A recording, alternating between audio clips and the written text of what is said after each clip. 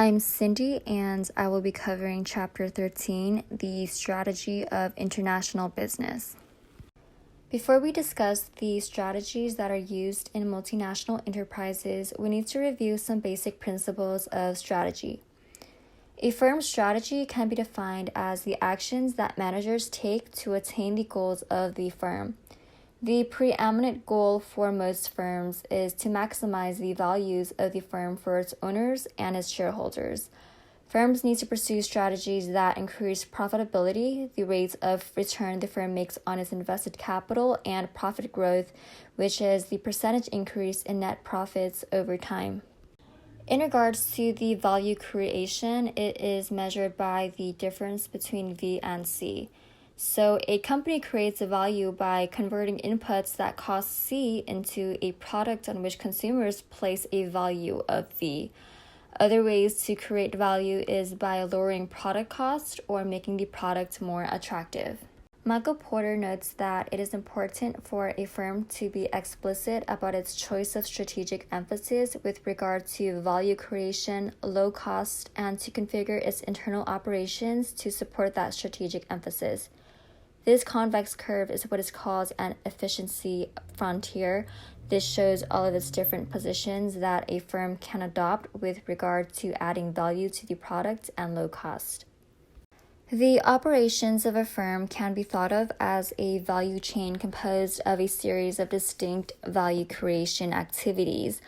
We can categorize these value creation as primary activities and support activities.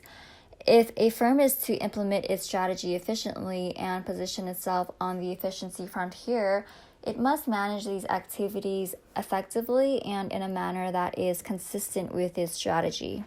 Expanding globally gives firms opportunities to increase their profitability and profit growth in ways not available to purely domestic enterprises. Firms that operate internationally are able to expand the potential size of the market, realize location economies by dispersing value creation activities to those worldwide, realize greater cost economies from experience effects, and earn a greater return on investment by leveraging valuable skills developed in international operations. Now let's talk about the importance of location economies.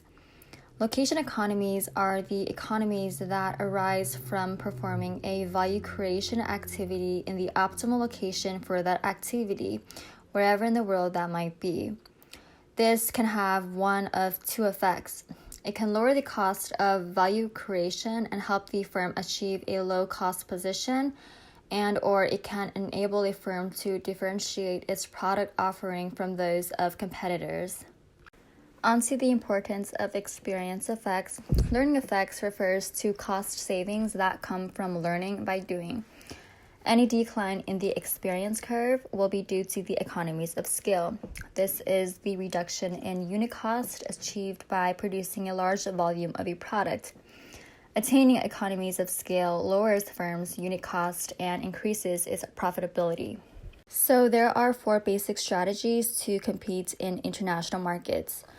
The first is global standardization strategy. This focuses on increasing profitability and profit growth by reaping the cost reductions that come from economies of scale, learning effects, and location economies.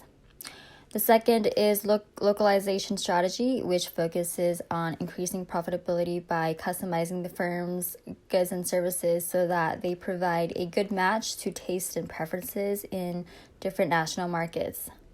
The third strategy is transnational strategy. Firms that pursue this strategy are trying to simultaneously achieve low cost through location economies, economies of scale, and learning effects.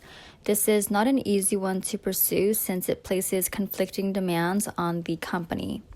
The fourth is international strategy. Taking products first produced for their domestic markets and selling them internationally with only minimal local customization.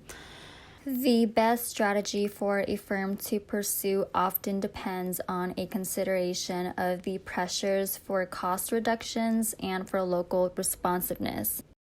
This wraps up the presentation for Chapter 13. Thank you for listening.